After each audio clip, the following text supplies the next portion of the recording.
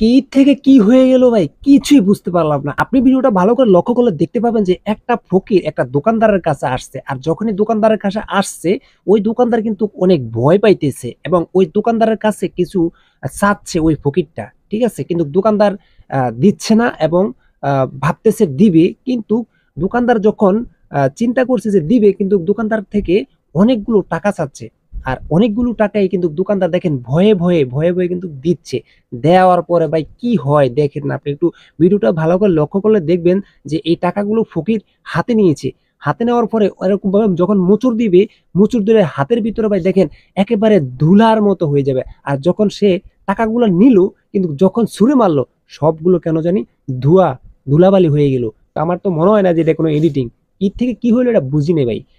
আসলে কি হলো, ভিডিওটা দেখেন একটু ভালো করে লক্ষ্য করেন, দেখেন কি হয়। এর ভিতরে কি কোনো কাহিনী আছে কিনা ভাই জানি না। যদি কোনো কাহিনী থাকে বা আপনাদের কারো জানা থাকে তাহলে অবশ্যই অবশ্যই কমেন্ট করে জানাবেন।